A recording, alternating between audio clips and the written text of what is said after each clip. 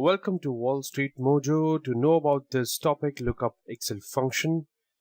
Watch the video till the end, and also if you are new to this channel, then you can subscribe by clicking the bell icon that is given below. Okay, today we have a topic with us that's called lookup Excel function. This is another Excel function that we are going to study, which is a part of the reference functions, or the reference functions that have been used in the Excel. As you can see over here, there are a couple of details that is given for rose, jasmine, and flower and prices. We are going to do some lookup function over here with the help of an Excel sheet.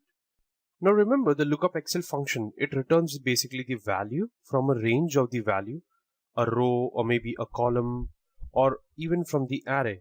So it is a built-in function in the Excel. Okay, let's start with the lookup formula for Excel.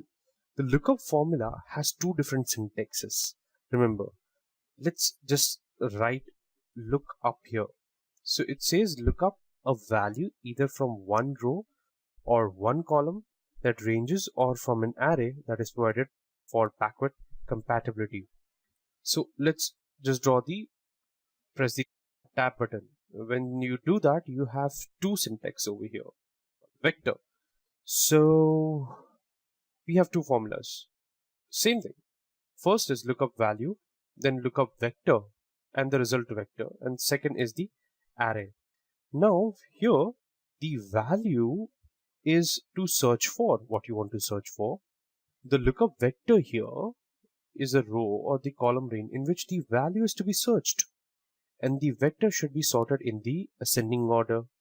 Now the result vector, that is optional, a row or a column range, which is corresponding to the lookup vector, and it contains the desired output.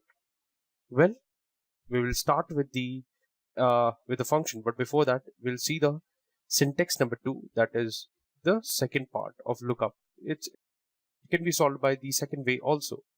Over here, the only difference is the array. The lookup Excel function searches for the value in the first row or the column of the array that returns to the corresponding value in the last row or the column in the array.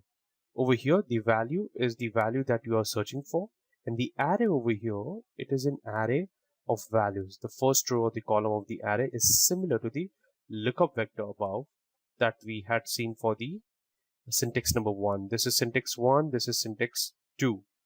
And the last row and the column of the array is similar to the result of the vector 1 above. Okay, let's go to the explanation part. Then we will move down to the example. See, depending on the size and the row and the column in the given array, the function decides whether to consider the row or the column for a search. So if the size of the row, let's say, is greater than the size of the row, and the row or the column, let's say for the row is greater than the size of the column, if this is the scenario, it looks for the value. If the row size, this will look in the value of row, and if it goes the opposite way, if the row size, if it is less than or equal to the column size, then it searches the value in the first column and it returns to the corresponding value in the last column. So the result of the vector and the lookup vector should be of the same size. Now the lookup function of the Excel searches for the value in the lookup vector, and it returns to the value having the same position in the result vector. So if the parameter is omitted, it will return to the first column of the data, the first column, this one. And the value of the lookup vector and the result can be of any data type, can be numerical, string, data, currencies, and so on and so forth. And if you see for the output part, when the lookup function in the Excel returns any data type, such as I will say string or the numeric date and so on and so forth, the data type is similar to the data type of the result vector, and however it only returns a single data type. Now if there is a repetition in the value in the lookup vector, it will consider the last occurrence of the value in the lookup vector and returns to the corresponding value of the result vector. So when the value is not present in the lookup vector, then it will show us different scenarios. Now we will take an example here how to use the lookup function in this Excel. See, lookup function is very simple and easy to use. Let's understand working on the lookup Excel function with an example. Suppose that you have a list of items, let's say of flowers over here, and its identifier and its latest price as that is shown over here. Now, using the ID, you can extract the price of the flower, and the syntax for the same would be lookup ID to search, okay, that is A5 to A10 and C5 to C10. So the value that you want to search can also be the cell reference. Suppose the ID that you want to search is in, let's say, E5 over here. When you can search that, then the syntax would be is equal to lookup. The lookup value will be E5, comma, lookup value, and the lookup vector is going to be A5 to A10, right? And the result vector that you want is from C5 to C10, close the bracket, and you get 50 as the answer. AB05 is 50. So it is matching things. It is looking up for the value. So the above syntax will return to the value that is 50 here. See the same thing. It's just calculated here in the same fashion. Okay, so similarly you can use the flower name to search for its price, and if you want to look up at the present of orchid, you will give the syntax as is equal to lookup. You will say if any word you want to write in Excel, it has to be always in the double comma, that is orchid.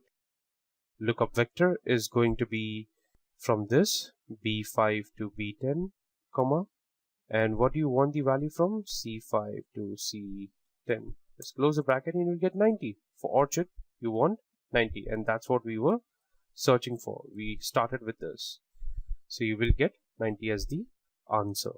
Let's look at example number 2. Now suppose that you have a data of several transactions that has made in since 2009, as shown here, 1/1/2009, then it's 9/2/2009, and so on and so forth, and the transaction amount is given.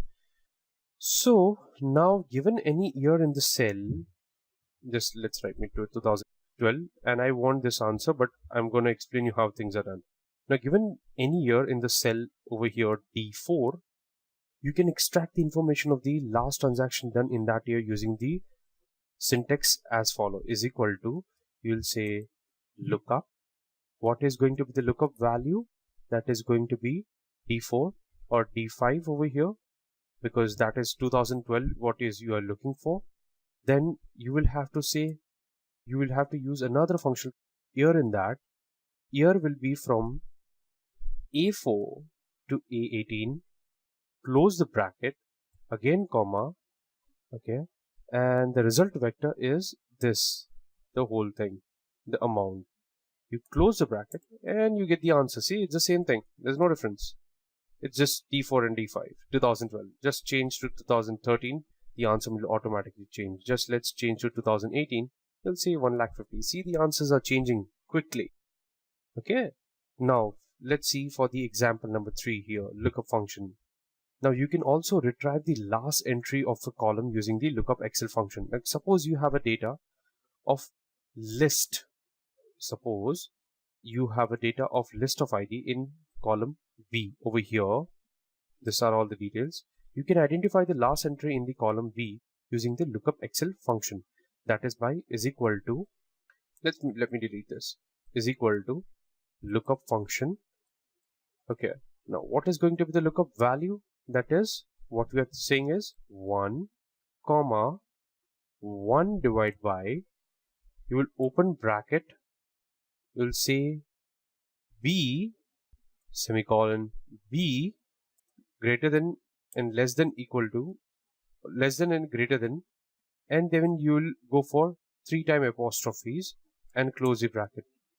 You'll get the result vector is B is to B. So B is to B will form an array for a true or false, and true means that some value is present, and false means it is absent as 1, and is then divided by the array to form another array of 0 or probably 1, corresponding to true or false. So the value is 1.